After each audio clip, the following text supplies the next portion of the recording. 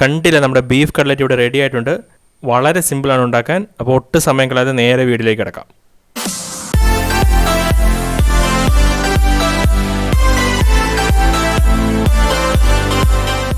Hi friends, welcome back to Alisha space. ഇന്ന് നമ്മൾ എങ്ങനെ ഒരു അടിപൊളി ബീഫ് കട്ട്ലറ്റ് ഉണ്ടാക്കിയെടുക്കാമെന്ന് നോക്കാം. ഇതിപ്പോൾ ഒരു 1/2 കിലോ ബീഫ് ഉണ്ട്. ഞാനിത് ക്ലീനൊക്കെ ആക്കി റെഡിയാക്കി വെച്ചിട്ടുണ്ട്. ഇവിടെ ഞാൻ കുറച്ച് കറിവേപ്പില, 2 ഗ്രീൻ ചില്ലി ചെറുതായിട്ട് അരിഞ്ഞത്, പിന്നെ റസ്കിന്റെ പൊടി, പിന്നെ ഇഞ്ചി ചെറുതായിട്ട് അരിഞ്ഞത്, പിന്നെ ഒരു മുട്ട, പിന്നെ നമ്മുടെ സബോള ചെറുതായിട്ട് അരിഞ്ഞു വെച്ചിട്ടുണ്ട്. ഇത്രയും ഐറ്റംസ് ആണ് നമുക്ക് കട്ട്ലറ്റ് ഉണ്ടാക്കാൻ വേണ്ടി ആവശ്യമായിട്ട് വരുന്നത്.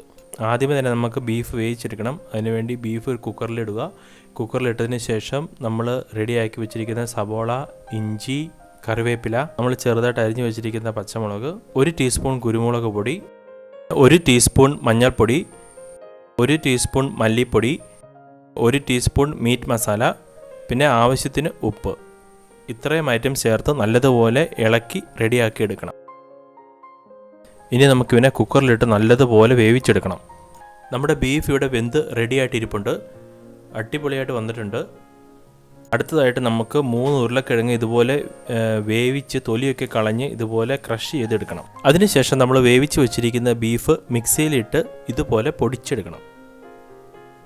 അതിനുശേഷം ഒരു പാനിലേക്ക് സൺഫ്ലവർ ഓയിൽ ഒഴിച്ച് നമ്മുടെ സബോളയും പച്ചമുളകും കറിവേപ്പിലയും ഒന്ന് വരട്ടിയെടുക്കണം. അത് കഴിഞ്ഞ് നമ്മുടെ ബീഫ് അതിലേക്കിട്ട് നല്ലതുപോലെ ഇളക്കി കൊടുക്കുക. അതിനുശേഷം നമ്മൾ ക്രഷ് ചെയ്ത് വെച്ചിരിക്കുന്ന നമ്മുടെ ഉരുളക്കിഴങ്ങ് ഇട്ട് കൊടുത്ത് ശരിക്കും ഇളക്കിയെടുക്കുക.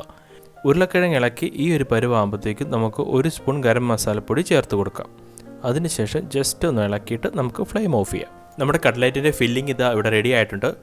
അപ്പോൾ ഈ ടൈമിൽ നിങ്ങളൊന്നുകൂടി ഒന്ന് ടേസ്റ്റ് ചെയ്ത് നോക്കുക. അപ്പോൾ ഉപ്പ് കുറവാണെങ്കിൽ കുറച്ചുകൂടി ഉപ്പ് ഇട്ട് കൊടുക്കുക. അതിനുശേഷം ഒന്നുകൂടി ഒന്ന് കുഴച്ചെടുത്താൽ മതിയാവും.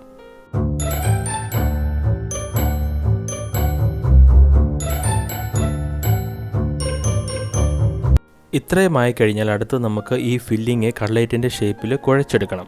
അതിന് ഈ ടൈപ്പിലുള്ള ഒരു സ്പൂൺ ഉണ്ടെങ്കിൽ വളരെ എളുപ്പമായിരിക്കും. അതിലേക്ക് നമുക്ക് കുറച്ച് ഫില്ലിങ് എടുത്ത് ഇതുപോലെ പ്രസ് ചെയ്ത് ഇറക്കി വെക്കുക.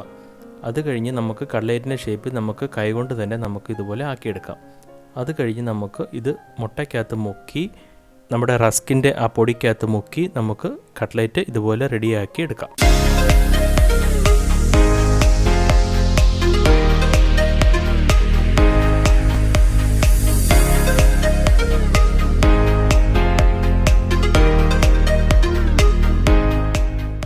ഇത്രയുമായി കഴിഞ്ഞാൽ നമുക്ക് കട്ട്ലറ്റ് റെഡിയാക്കാനുള്ള എണ്ണ ചൂടാക്കാൻ വെക്കാം. എണ്ണ ചൂടായി കഴിഞ്ഞാൽ ഇതുപോലെ നമുക്ക് കട്ട്ലറ്റ് ഫ്രൈ ചെയ്തെടുക്കാം.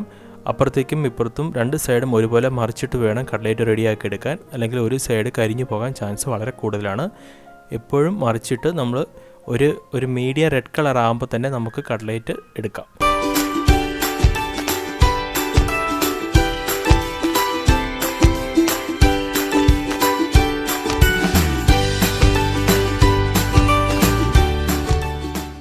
കണ്ടോ, ഇതിപ്പോൾ പാകമായിട്ടുണ്ട്. ഇതിപ്പോൾ നമുക്ക് എടുക്കാവുന്ന പാകമായിട്ടുണ്ട്. ഈ ഒരു പരുവാകുമ്പോഴത്തേക്കും നമുക്ക് എണ്ണയിൽ നിന്ന് കോരിയെടുക്കാം. നമ്മുടെ അടിപൊളി ബീഫ് കട്ട്ലറ്റ് ഇത് ഇവിടെ റെഡി ആയിട്ടുണ്ട്. ഇതുപോലെ നിങ്ങൾക്കും വളരെ ഈസി ആയിട്ട് സൂപ്പർ ബീഫ് കട്ട്ലറ്റ് വീട്ടിൽ ഉണ്ടാക്കിയെടുക്കാൻ പറ്റും. അപ്പോൾ നിങ്ങൾക്ക് ഇന്നത്തെ വീഡിയോ ഇഷ്ടപ്പെട്ടെങ്കിൽ ലൈക്ക് ചെയ്യുക, ഷെയർ ചെയ്യുക, നിങ്ങളുടെ അഭിപ്രായങ്ങൾ കമൻറ്റ് ബോക്സിൽ കമൻറ്റ് ചെയ്യുക. പിന്നെ ഇതുപോലുള്ള അടിപൊളി വീഡിയോസ് ലഭിക്കുന്നതിനായിട്ട് മറക്കാതെ തന്നെ നമ്മുടെ ചാനൽ സബ്സ്ക്രൈബ് ചെയ്യുക. അപ്പോൾ പുതിയൊരു വീഡിയോ ആയിട്ട് വരുന്നതിന് വരെ stay tuned. Bye bye, take care.